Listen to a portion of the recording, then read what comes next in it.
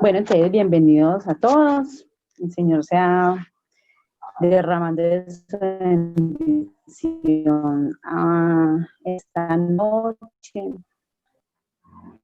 Que a pesar de los contratiempos, ¿cierto?, que tenemos en el día a día, Él ha permitido que estemos conectados por este medio, que Él sea abriendo nuestra mente, o nosotros abriendo nuestro corazón, todo nuestro ser para recibir todo lo que tiene para nosotros en esta noche.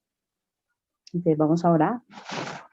Amado Rey, en esta noche te damos la gloria, te damos la honra, te damos gracias, oh Dios, por tu amor, por tu fidelidad, oh Dios, en cada uno de nosotros. Señor, no nos alcanzan las palabras para agradecer, amado Rey, tu grandeza. Agradecer, oh Dios, ese amor que tú quieres mostrarnos cada día. Dios, gracias porque por cada cosa, por muy sencilla que sea, Señor, vemos tu fidelidad. Vemos cuánto nos amas. Señor, gracias por estos tiempos, gracias por esas oportunidades, Señor, de poder escuchar tu palabra, amado Rey. Gracias por la tecnología, amado Rey. Gracias, Señor, por aquellas personas, Señor, que tú les has dado la sabiduría para que esto sea un hecho. Padre, en esta noche pedimos de que el Espíritu Santo sea en medio de nosotros, que sea trayendo sobre nosotros ese deseo de escuchar esa palabra, ese deseo de escuchar lo que tú tienes para cada uno de nosotros. Padre, tú sabes la necesidad que hay en nuestros corazones. Tú sabes, Señor, de que estamos faltos, Padre Celestial. Pedimos que en esta noche tú seas llenando, Señor, nuestras vidas, que seas llenando nuestros corazones, pero de esa paz y de ese gozo que solamente das tú. En el nombre precioso de Jesús, dejamos, Señor, este tiempo, esta palabra, Señor, esta enseñanza en tus manos. Ponemos la vida de Anderson, que trae esa palabra. Que seas tú, Señor, dirigiéndolo todo conforme a tu voluntad. Oramos, Señor, por las familias que no se pudieron de pronto conectar, Padre Celestial, pero que de pronto nosotros podamos compartirle, Señor, lo aprendido en esta noche. En el nombre de Jesús oramos. Amén. Amén. Entonces les recuerdo que pueden tener algo para apuntar, su cuadernito, su lapicero, que es muy interesante, que pueden tomar sus apuntes que de pronto después los pueden salvar. Entonces, empezamos con el Evangelio. Entonces, vamos a tratar esto que es tan importante para nosotros, para el mundo, algo que debe ser nuestra razón de ser, nuestro cimiento, lo que nos mueve, lo que nos impulsa a seguir amando al Señor, lo que nos permitió conocerle, lo que nos permite poder experimentar su gracia, algo que escuchamos tanto todos los días, como en toda la escritura, como en cualquier persona que se nos acerca, también nos puede hablar sobre el Evangelio. Es algo que nos permea en cualquier área de nuestra vida. Entonces vamos a hablar sobre el Evangelio. Y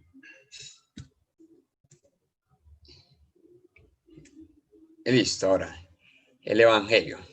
Entonces vamos a ver la primera parte, que es qué dice la Biblia acerca del Evangelio. ¿Qué es lo que la Biblia nos enseña acerca de esto, más no qué es? Todavía no vamos a definir qué es el Evangelio.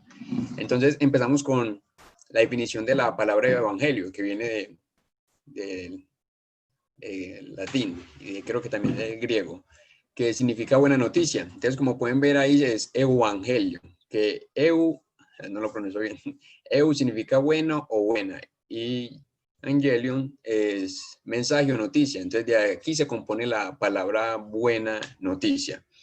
También hay algo muy interesante que aprendí, y es que este término no se usaba en Grecia precisamente para temas religiosos, sino que era como se mencionaba esta palabra cuando había algún hecho trascendental, cuando había algo que era más que una buena noticia, que era algo sorprendente. Entonces aprendí que por allá en la época, en la era greco-romana, en una batalla de maratón entre Grecia y Persia, Grecia venció a Persia. Entonces se dice que reclutaron al corredor más veloz, que ahora mismo no recuerdo su nombre, que eso fue por allá más o menos en el 490 antes de Cristo, y que él corrió y llevó la noticia a Grecia diciendo de que habían vencido, de que habían ganado, y eso era el evangelio.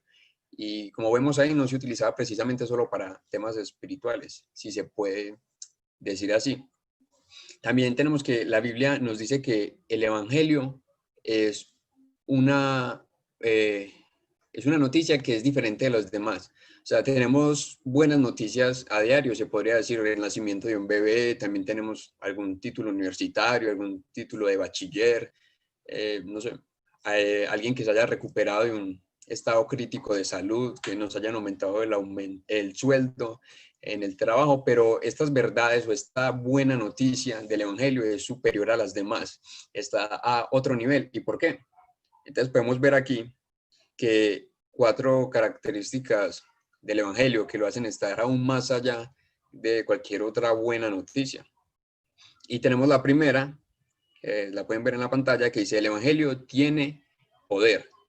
Y esto está en Romanos 1:16. Listo. Se los leo, dice: porque no me avergüenzo del evangelio, porque es poder de Dios para salvación a todo aquel el que cree, judío primeramente y también al griego, porque en el evangelio está la justicia de Dios revelada por fe y para fe, como está escrito: mas el justo por la fe vivirá. Y sabemos que esto no significa simplemente que inspira, porque se tiende a confundir que cuando tiene poder, que es un mensaje que inspira, y no se queda solamente en esto. También tenemos de que el evangelio no es simplemente sabiduría humana, y tenemos 1 Corintios 1:17 y 1 Corintios 1:21. Se las leo. 1 Corintios 1:17. Pues, pues no me envió Cristo a bautizar, sino a predicar el evangelio, no con sabiduría de palabras, para que se haga vana la cruz de Cristo. Y también en 1 Corintios 21 dice que el medio que eligió Dios para extender su reino fue la predicación, que no fue mediante la sabiduría. También sigue diciendo que los judíos esperaban señales y los griegos esperaban llegar al evangelio por la razón, pero es precisamente para esto, para que no se pueda llegar por la razón, y dice que para que los judíos tropiecen y para que los griegos enloquezcan. Y lo que es muy importante y muy teso en este tema es que si el evangelio, o si tratáramos de dar una alternativa al evangelio con respecto a nuestra sabiduría como hombres, trataríamos de pintar la cruz un poco más atractiva, trataríamos de hacerla un poco más suave para que las personas la puedan recibir de manera más cómoda. Entonces, por eso se dice, y la Biblia también dice que el evangelio no es simplemente sabiduría humana. También tenemos que hay falsos evangelios que dice que terminan en muerte. Y cuando decimos que hay falsos evangelios, no tienen que ser precisamente que vayan en contra del evangelio que dice la Biblia, sino que tergiversan de alguna manera o no cuentan toda la verdad respecto al evangelio. Entonces, tenemos en Gálatas, primera de Gálatas 1, 6, 12, versículos, que dice: estoy maravillado de que tan pronto os hayáis alejado del que os llamó por la gracia de Cristo para seguir un evangelio diferente. No que haya otros, sino que algunos os que perturbaron y quieren pervertir el evangelio de Cristo. Mas si aún nosotros o un ángel del cielo os anunciare un evangelio diferente del que os hemos anunciado, sea anatema. Y bueno, hemos hablado, o se habla de que la palabra anatema significa maldito, maldición. Entonces acá se hace aún más énfasis en que el evangelio que está en la palabra, tal cual como está, ni una más ni una menos, es el correcto, es el de verdad.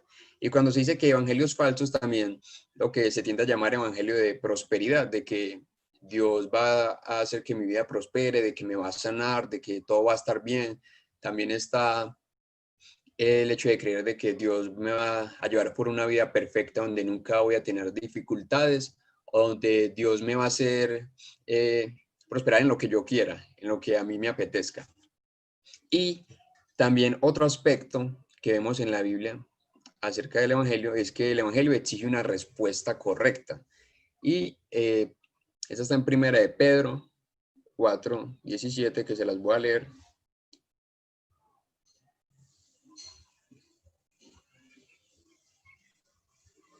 Que dice, mas no todos obedecieron el Evangelio que Isaías dice, Señor, ¿quién ha creído o quién ha creído nuestro mensaje? Que es romano. Y la de Pedro que dice que el Evangelio hay que obedecerlo, porque también se tiende a pensar de que el Evangelio simplemente es una sugerencia, de que el Evangelio es simplemente una invitación, de que el Evangelio es algo que se añade a la vida, de que es algo que en mi diario vivir yo añado solo un poco de ello, sin que tome control de mí, sin que me enseñe cómo vivir. Simplemente es como un botón, como si fuera un poder. Cuando lo necesito, lo activo y ya está. No tiene más influencia en mi vida.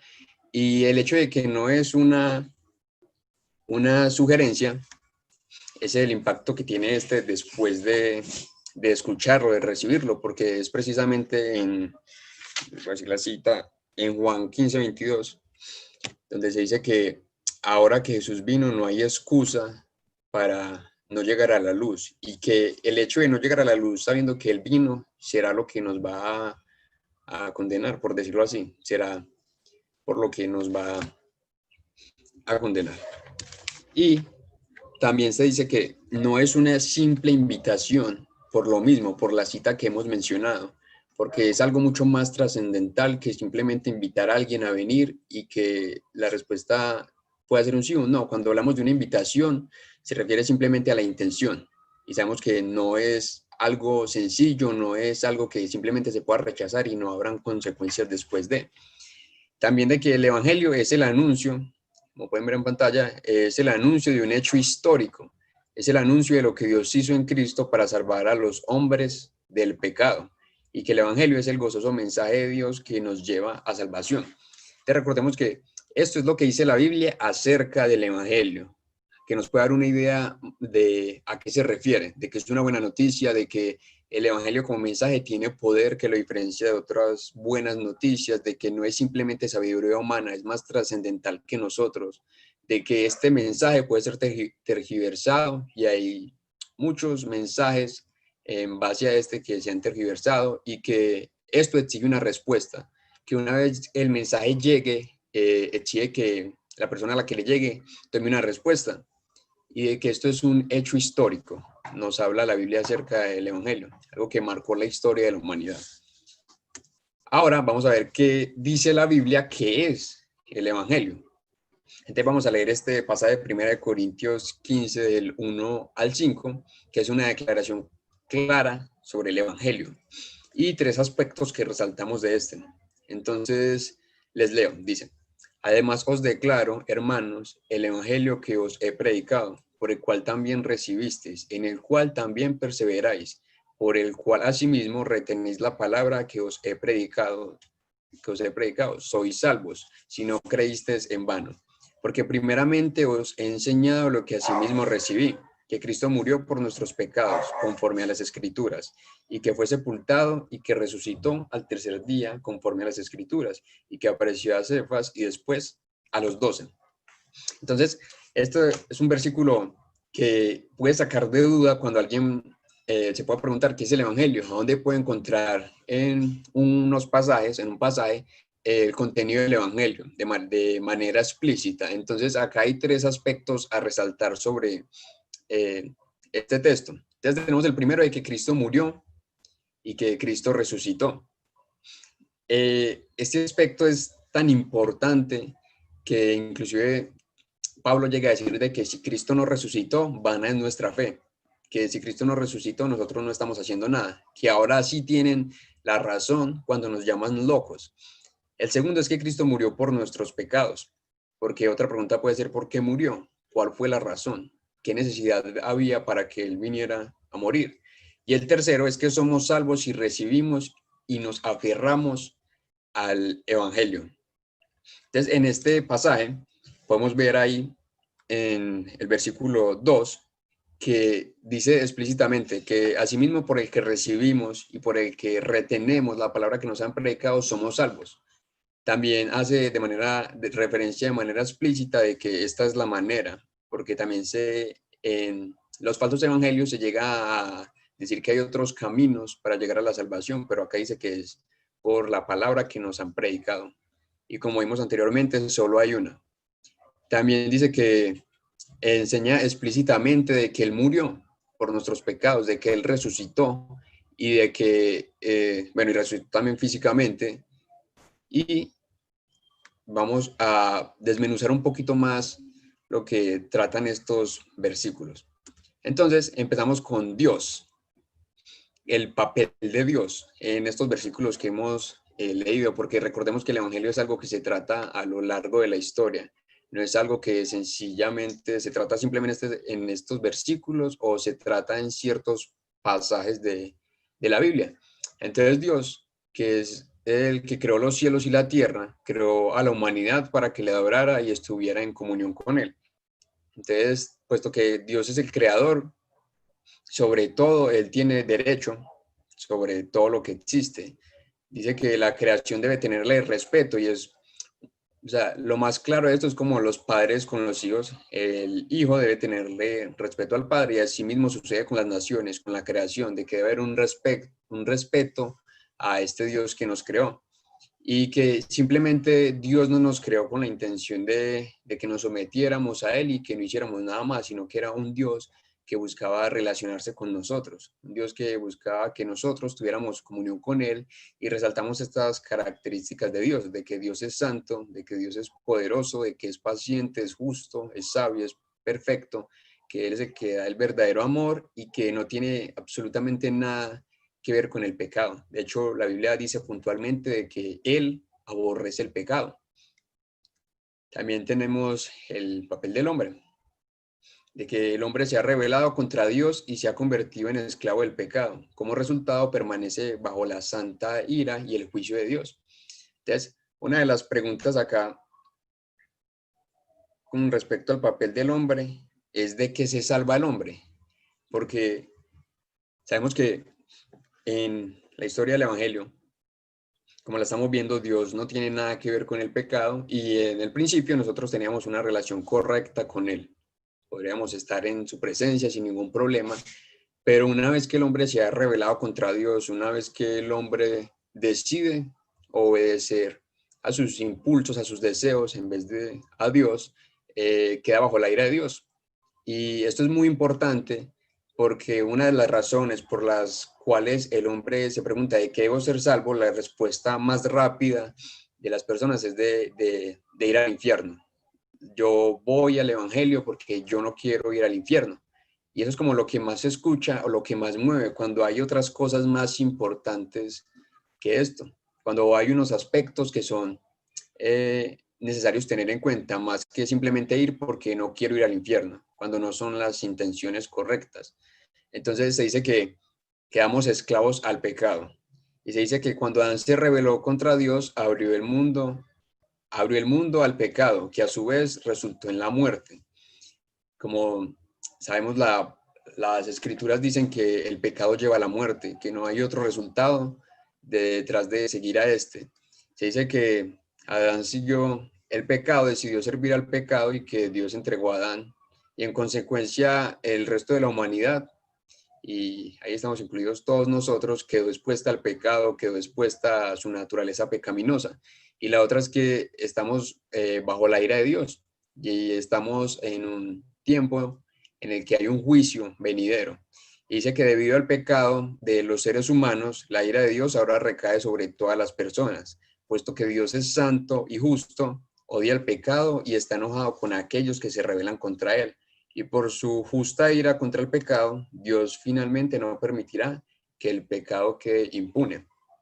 Entonces, estas son una de las razones que deberían impulsarnos o llevarnos precisamente al Evangelio. El hecho de que el hombre está ahora esclavo del pecado. No tiene decisión o no tiene por decirlo así, la capacidad necesaria o el poder para no servir al pecado, porque se dice explícitamente que somos esclavos del pecado y que estamos bajo la ira de Dios, estamos ante un juicio justo de Dios, de ser condenados por lo que hemos hecho.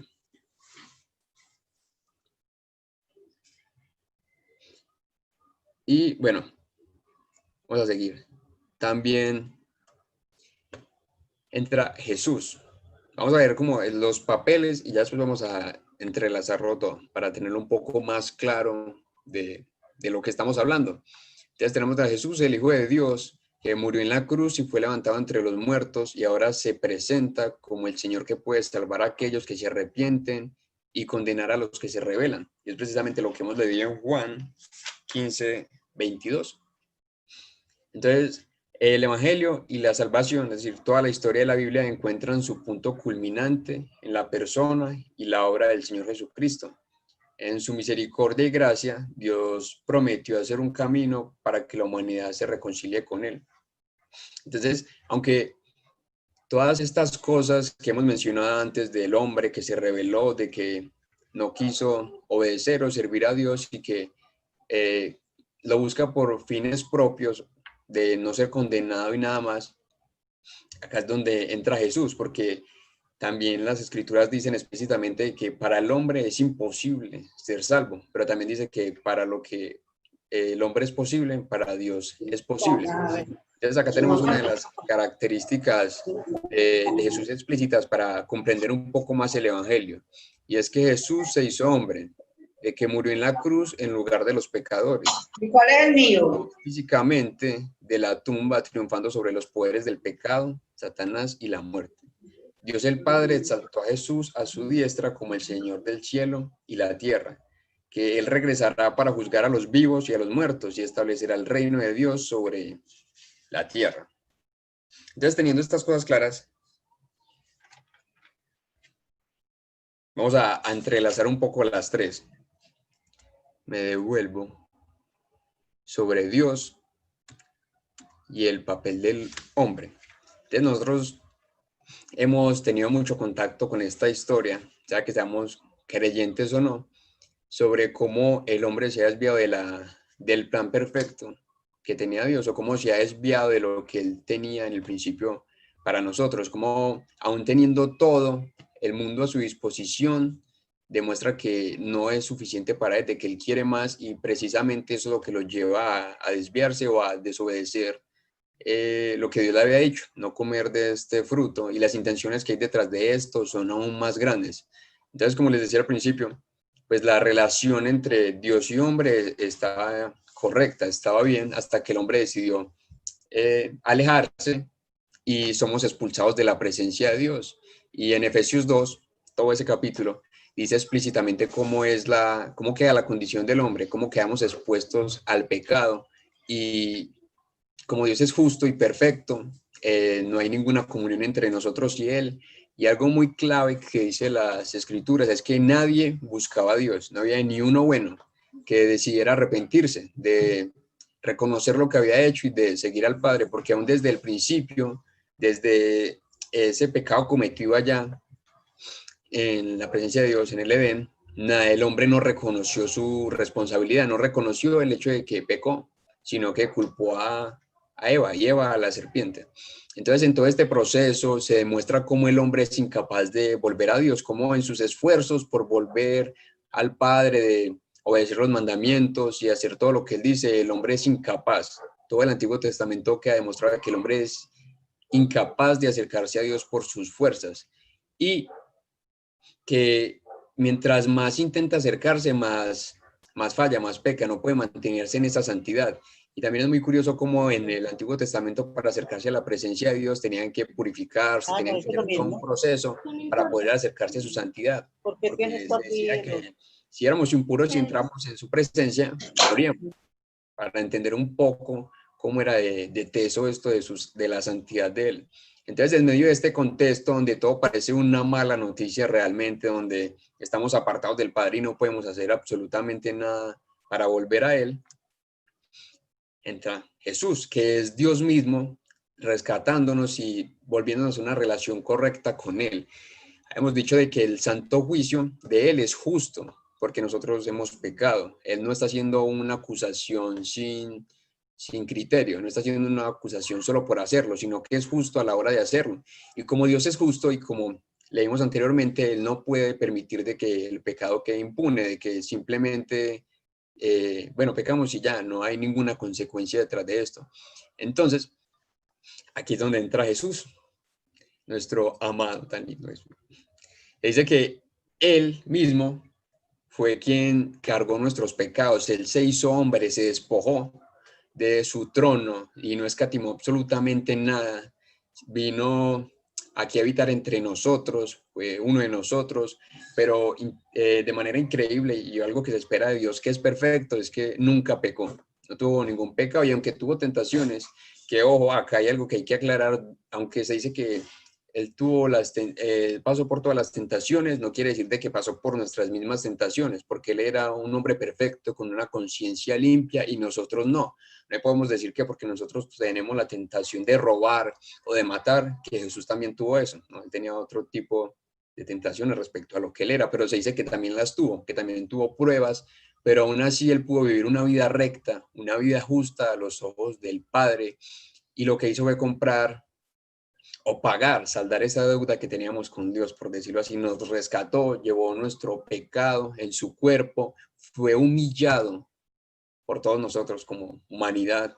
Se dice cuando lo abofetean, cuando los soldados en el patio donde lo tenían, se burlaron de él, lo trataron como un rey, pero se nota que era en charla, le escupieron cuando se jugaban su ropa, o sea, fue el tratado como lo más vil, aun cuando no había hecho nada, aun cuando leemos la historia de Jesús y vemos de que lo que hizo fue ayudar a las personas a acercarse a lo que era más despreciable de la sociedad, a la gente que era rechazada. Y precisamente por estos actos y por el amor que nos tiene, Él es llevado a la cruz y allí muere, saldando nuestra deuda con el Padre, dándonos la salvación, dándonos eso que era realmente imposible alcanzar para cada uno de nosotros. Ni aun con todo el esfuerzo de la humanidad podríamos llegar hasta allá. Y ahí es donde se dice que somos salvos por gracia, porque nosotros no tuvimos absolutamente nada que ver allí. Y esto es similar a lo que pasó con esta batalla de Grecia y Persia, olvidé el nombre. Bueno, Maratón, que precisamente lo que pasa es que cuando Grecia gana y envía a este reclutado a dar la noticia, el pueblo de Grecia no hizo absolutamente nada. Ellos simplemente recibieron la noticia de que hemos vencido, pero el trabajo lo hicieron fue los soldados. Quienes batallaron en ese momento fueron los soldados. Y tipo de analogía sucede acá. Nosotros no hicimos absolutamente nada porque nadie buscaba a Dios, nadie era justo, nadie le interesaba siquiera ser salvo, había una apariencia de querer hacerlo, que eso es precisamente lo que hemos hablado del falso evangelio, de querer ser salvos por obras, de querer ser salvos por todo lo que hacemos. Y bueno, la Biblia siempre nos sorprende, Jesucristo nos sorprende en toda su manera de ser y nos trae esto por gracia. Y acá es donde está, bueno, como hemos dicho anteriormente, como los aspectos a tener en cuenta de lo que ha hecho Jesús, porque toda su vida fue maravillosa, todo lo que él decía, todas sus palabras eran excelentes, pero acá está fundamental para entender el Evangelio y de que él vino a establecer el reino, y es que más allá de eso, él apartó la ira de Dios, de nosotros, porque no olvidemos que estamos bajo la ira de Dios. No olvidemos de que éramos esclavos del pecado y ahora Él con esa victoria sobre la muerte, sobre el pecado, ahora quedamos libres.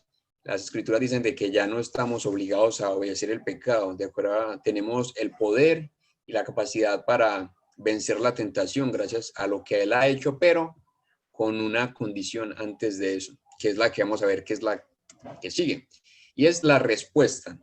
Recordemos que cuando empezamos con qué decía la Biblia acerca del Evangelio, se mencionaba que el Evangelio exige una respuesta correcta, no es como una noticia de que alguien llegue y le dice, ve, gané, me gradué de la universidad y ya, o todas las que mencionamos, me aumentaron el sueldo, etcétera, sino que esta recibe una respuesta verdadera. Entonces dice, debemos responder al Evangelio apartándonos de nuestro pecado, arrepentimiento, y creyendo en Jesús como Señor y Salvador para recibir el perdón de los pecados.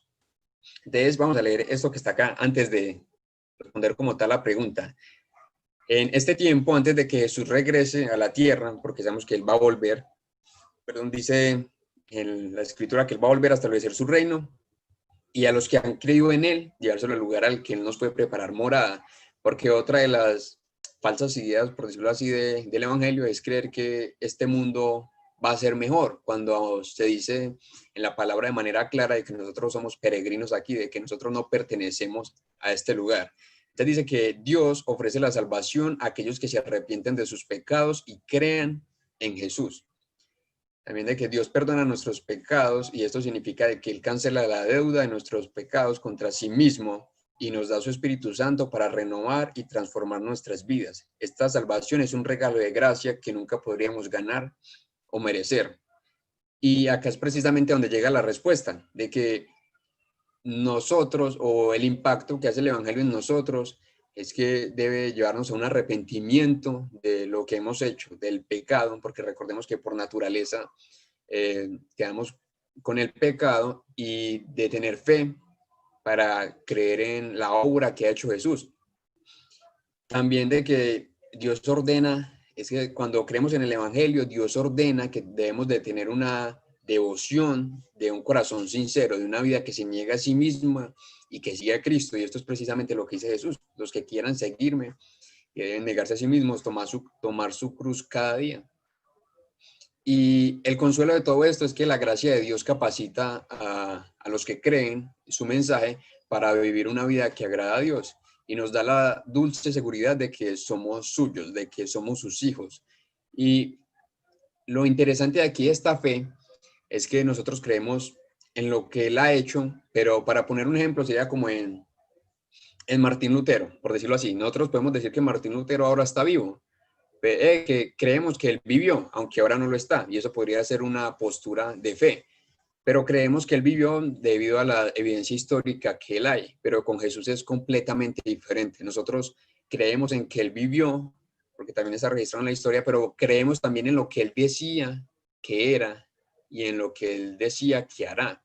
Y eso es completamente diferente a simplemente asegurarnos en nuestro razonamiento, asegurarnos en bases sólidas, por decirlo así. Pero no me malinterpreten.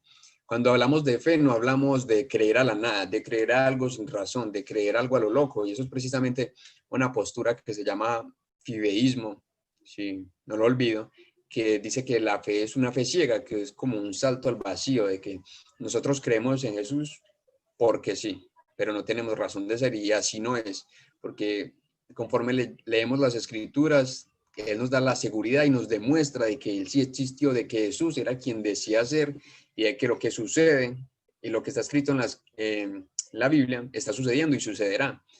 Y con estas cuatro eh, papeles en la historia, por decirlo así, estos cuatro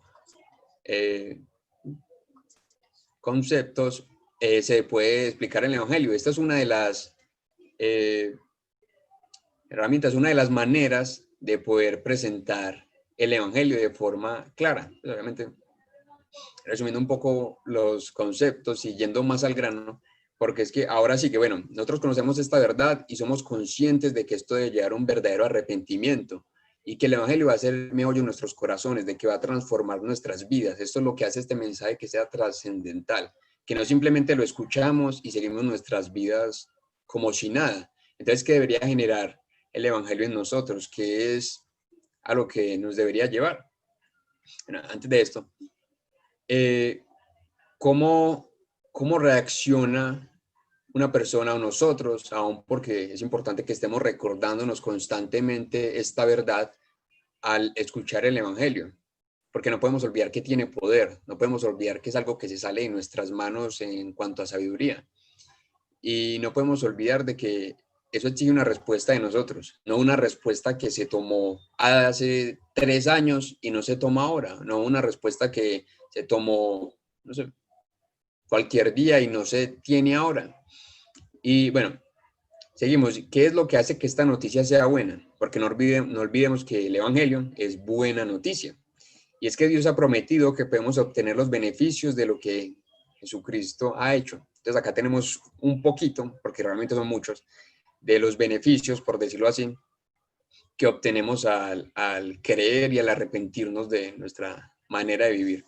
Te dice que la capacidad de vencer la tentación, como les había dicho, la paz con Dios, una mente y conciencia renovada, una relación con nuestro Padre Celestial, la guía del Espíritu Santo, un cuerpo futuro glorioso y sin pecado, la salvación, una herencia eterna e incorruptible, la victoria sobre la muerte y la capacidad de llevar un fruto espiritual. Y absolutamente todo esto gracias a lo que Jesús ha hecho y no sobre esfuerzos humanos, no sobre lo que nosotros hemos hecho.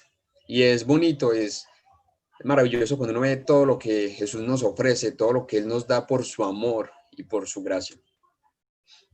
Ahora, ¿cómo dice la Biblia que hemos recibido el Evangelio? Vamos a enfocarnos ahora precisamente en esto, ya que hemos tratado el Evangelio y hemos visto la importancia de esto en la humanidad, la importancia de poder llevar esto a las personas que nos rodean, porque no olvidemos de que donde nosotros estamos y las personas que nos rodean no es coincidencia, pues Dios quiere que se extienda su reino y como hemos tratado en la capacitación anterior acerca de la soberanía de Dios, esto nos impulsa a compartir el mensaje, esto nos quita el miedo de lo que pueda suceder, nos ayuda a confiar más en Dios sabiendo que Él tiene el control de absolutamente todo y que en el lugar en el que estamos es precisamente para que vamos a seguir extendiendo su reino, porque también les recuerdo, lo hablaba en la capacitación anterior, el hecho de que Dios sea soberano y tenga el control sobre todo, incluyendo la salvación, no le quita la responsabilidad al hombre, ya lo hemos tratado, porque Dios nos eligió a nosotros como medio, a través de la predicación, para extender su reino. Nosotros tenemos un papel activo y intencional en compartir el Evangelio. Entonces, ¿cómo se dice en la Biblia que debemos recibir el Evangelio? Entonces, Hechos 2, del 37 al 38, que dice, al oír esto, se compugieron de corazón y dijeron a Pedro y a los otros apóstoles, varones, hermanos, ¿qué haremos? Pedro les dijo, arrepentíos y bautícese cada uno de vosotros en el nombre de Jesucristo para perdón de los pecados y recibiréis el don del Espíritu Santo. Marcos 1:15. Mi tiempo se ha cumplido y el reino de Dios se ha acercado. Arrepentíos y creed en el Evangelio. Y bueno, en Hechos 3:18 al 20, que hace énfasis también en lo mismo. Arrepentíos y convertíos. Y cuando uno habla sobre el efecto o lo que genera el Evangelio en nosotros, es esto, no hay nada más o no hay como un inicio diferente a este, que es arrepentirnos, al entender de que Dios es justo y que nosotros llevamos una vida que no era agradable a sus ojos, llevamos una vida que nos mantenía bajo su ira, una vida que nos apartaba cada vez más de Él, porque esa es la función del pecado, apartarnos de Dios y de disfrutar de su amor. Entonces, vemos que es fundamental, y eso que aquí solo son 3 versículos, cuando uno lee la Escritura, es el énfasis de arrepentirse de la manera en la que llevamos de vivir. Se habla también de que es como un giro de 180 grados. O sea, la Escritura dice que somos nuevos, es decir, no tenemos ahora nada que ver con esto, porque se puede llegar a pensar, ay, no, es que arrepentirse, pero seguir haciendo lo mismo, entonces nunca hubo arrepentimiento, o que me arrepiento, pero no, o sea, es como, pero que sí, pero que no, y eso se evidencia en que no hay frutos. Y también creer, es que es muy interesante cómo enlaza las dos partes, de que hay que arrepentirse creyendo en lo que él ha hecho. Yo me puedo sentir mal porque lo que he hecho, me puedo sentir mal porque he hecho alguna cosa que está moralmente mal, pero no creo. O puedo creer, aunque bueno, no se puede llegar a creer y no llegar a un verdadero arrepentimiento. Y uno se pregunta, bueno, ¿qué es lo que nos hace ser hijos de Dios? ¿Qué es lo que nos hace vivir el Evangelio? ¿Es simplemente ir a la iglesia? ¿Es simplemente, no sé, decir que si llevo orando una semana, entonces ya, ahí demuestro que disfruto? Porque recordemos que uno de los beneficios, por decirlo así, del Evangelio es llevar un fruto, que ahora el Espíritu Santo mora en nosotros y de que Él es el que nos ayuda a vivir esta vida de la manera correcta. Él tiene una guía para nosotros en cada aspecto de nuestras vidas. O que una de las evidencias de que el Evangelio está en mí es que me leí toda la Biblia, o de que persevero en la fe. ¿Y cuánto persevero en la fe? Solo un día, solo 2. Y algo muy interesante del Evangelio es que el Evangelio es para el que cree, no para el que creyó. Es para el que permanece firme y permanece hasta el final. Y es precisamente esto lo que genera en nosotros. Es precisamente esta pasión que genera en nosotros de permanecer cada día, de buscarle cada día y de buscar extender su reino. Vemos que es algo más importante que simplemente no ir al infierno, ¿cierto? Que es lo que se tiende a pensar. Y bueno, ahora llega algo importante que le sucede a todo el mundo, nos sucede, y bueno, y sucederá a los que empiecen a evangelizar. Y es que deberíamos decir cuando compartimos el evangelio. Y bueno, acá es donde llega como el shock. Ahora hemos visto todo lo que es el evangelio, cómo la Biblia nos enseña qué es esta palabra, con que se come esto.